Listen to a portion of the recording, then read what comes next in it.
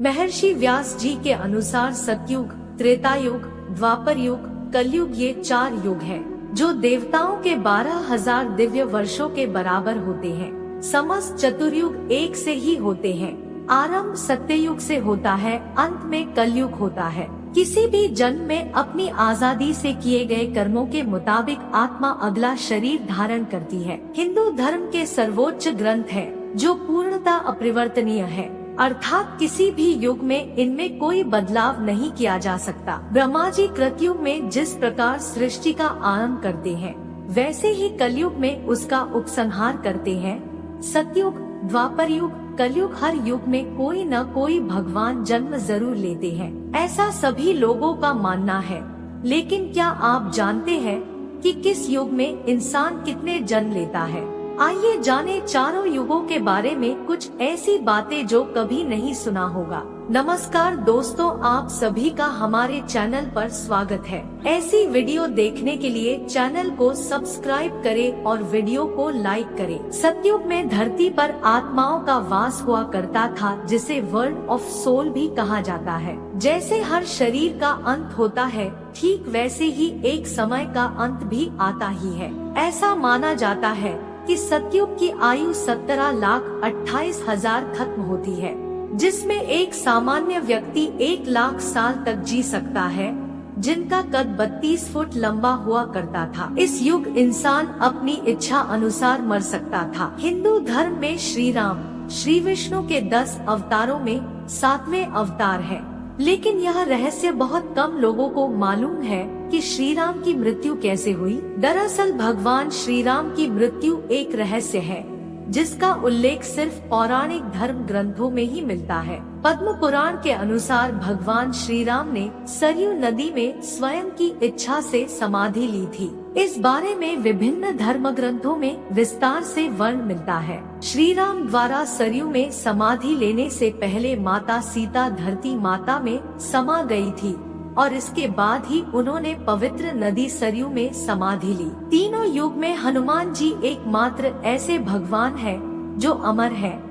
त्रेता युग में भी हनुमान जी ने भीम को चारों युग के बारे में बताया था। किस युग में क्या होता ये भी बताया था। जानकारी के लिए बता दे, त्रेता युग 4,32,000 वर्षों का होता है, जिसमें एक सामान्य इंसान 10,000 साल तक जी सकता था। इस युग में भीम ने हनुमान जी को चारों युग के ज्ञानी के नाम से संबोधित किया था। जब द्वापर युग में गंधमादन पर्वत पर महाबली भीमसेन हनुमान जी से मिले, तो हनुमान जी से कहा कि हे पवन कुमार, आप तो युगों से पृथ्वी पर निवास कर रहे हो, आप महाज्ञान के भंडार हो, बल बुद्धि में प्रवीण हो। कृपया आप मेरे गुरु बनकर मुझे शिष्य रूप में स्वीकार करके मुझे ज्ञान की भिक्षा दीजिए। तो हनुमान जी ने कहा, हे भीमसेन, सबसे पहले सतयुग आया, उसमें जो कामना मन में आती थी वो कृत पूरी हो जाती थी, इसलिए इसे त्रेता युग, सतयुग कहते थे। इसमें धर्म को कभी हानि नहीं होती थी। उसके बाद त्रेता युग आया। इस युग में यज्ञ करने की प्रवृत्ति बन गई थी,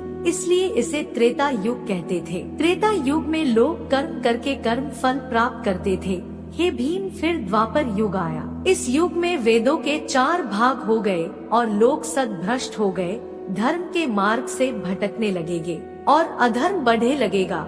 परंतु हे भीम, अब जो युग आएगा वो है कलयुग। इस युग में धर्म खत्म हो जाएगा, मनुष्य को उसकी इच्छा के अनुसार फल नहीं मिलेगा, चारों ओर अधर्म ही अधर्म का साम्राज्य ही दिखाई देगा। द्वापर युग, यह युग 8,64,000 वर्षों का होगा, जिसमें प्रत्येक व्यक्ति 1,000 साल तक जीवित रहेगा, ऐसा माना जाता है। जैसे जैसे धरती पर पाप बढ़ेगा, वैसे वैसे इंसान की जीने की उम्र और उसकी इच्छा की पूर्ति कम होने लगेगी। हनुमान जी कहा कि द्वापर युग में लोग धर्म के मार्ग से भटकने लगेंगे और धरती पर पाप बढ़ने लगेगा। जैसे कि आप सभी जानते, इस युग में विष्णु जी ने खुद श्री कृष्ण का अवतार लेकर कंस का वध किया था। ऐसा माना जाता है कि कलयुग में एक आत्मा का जन्म 45 बार होता है और उसकी उम्र 100 साल तक की होगी। इस युग में इंसान पर्यावरण को तहस नहस कर देगा और इस युग में इंसान की इच्छा पूर्ति कम हो जाएगी।